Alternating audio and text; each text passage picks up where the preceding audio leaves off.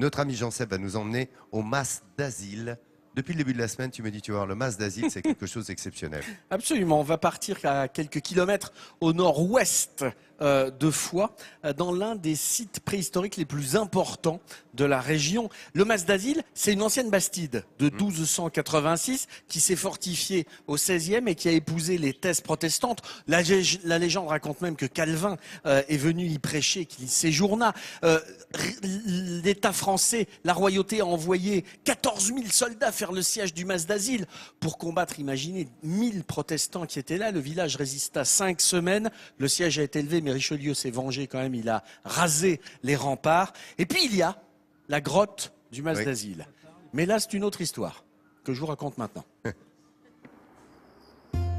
Le soleil se lève sur les Pyrénées ariégeoises.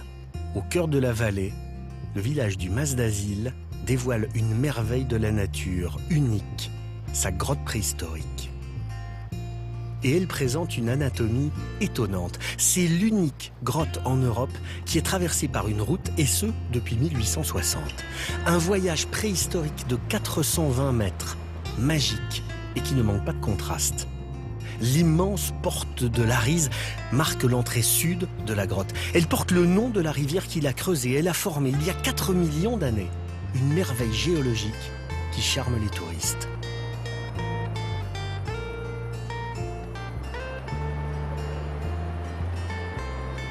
Bon, on se sent petit, hein. Quand on voit la hauteur, là, il doit y avoir 60 à 70 mètres. La nature fait des sacrées choses quand même. Parce qu'il n'y a pas, c'est la nature qui a creusé ça. Et c'est impressionnant. C'est très impressionnant. D'autres ont trouvé ici un espace de quiétude, un panorama hors du commun pour ces touristes venus de Carcassonne.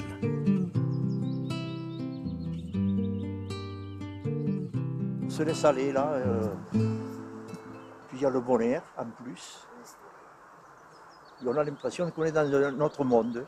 On oublie, disons, les grandes villes avec la pollution et tout ce qui se passe, quoi.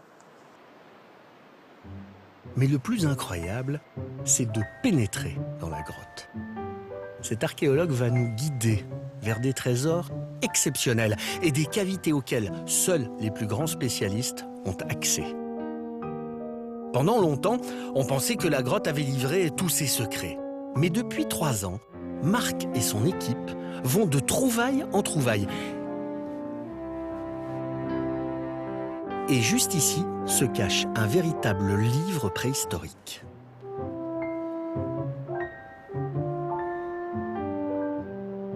Nous avons fait ici la découverte en enlevant des remblais de fouilles anciennes. Nous avons trouvé ce qu'on ne croyait pas trouver, c'est-à-dire encore des niveaux en place. Ici, nous sommes sur des niveaux de sol qui datent de plus de 16 000 ans, qui sont, on voit, il y a des restes d'os, il y a beaucoup de silex, il y a des charbons, il y a des cendres. Des traces de vie qui prouvent que nos ancêtres préhistoriques ont vécu dans cette grotte il y a plus de 16 000 ans. Ces cavités deviennent alors un nouveau terrain d'enquête pour cet archéologue passionné.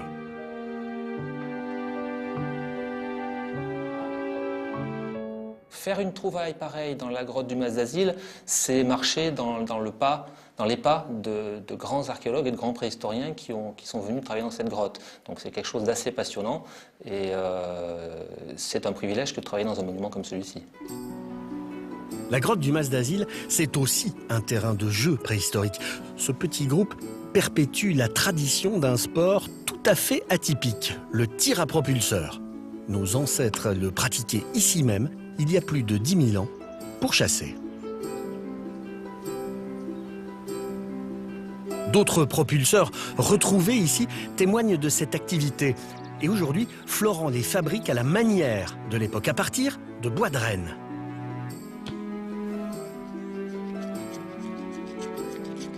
Ce qui me plaît beaucoup dans le propulseur, justement, c'est qu'on a beaucoup de travail sur l'objet. En tout cas, le soin porté à la réalisation des propulseurs montre que c'est quelque chose qui dépasse la vulgaire arme. C'est quelque chose qui est vraiment en lien avec leur quotidien, leur imaginaire.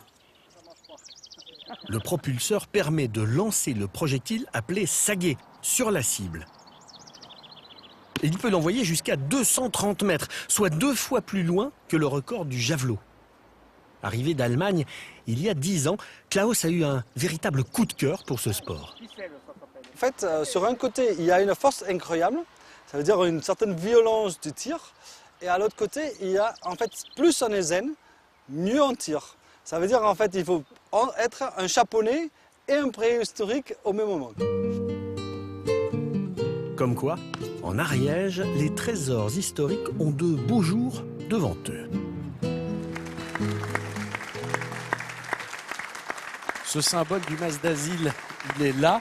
On vient de le voir avec ce tir à propulseur. J'ai eu l'occasion de voir ça une fois, c'est impressionnant. Attends, 230 mètres. Ah ben, on imagine qu'ils arrivaient à tuer des sacrés bestiaux avec ça. Ouais. La grotte du mas d'asile, c'est totalement impressionnant comme endroit. On s'en rend pas vraiment compte sur les images. C'est quand même 51 mètres de haut, 48 mètres de large. C'est absolument gigantesque. Et alors là-bas, on a depuis 2013, alors il y a eu énormément de travaux. Il y a un centre d'accueil absolument magnifique qui vient d'être ouvert au mas d'asile, un musée de la préhistoire remarquable. Et il y a un projet Exploria là-bas, qui est un espace d'aventure de 3 hectares qui a été créé dans de la forêt autour du mas d'asile. Là-bas, on a découvert, il y a une vingtaine d'années, des fossiles de dinosaures. Et le but de cet espace Exploria, c'est d'offrir une expérience unique pour apprendre l'histoire des animaux et des végétaux depuis la création de la Terre.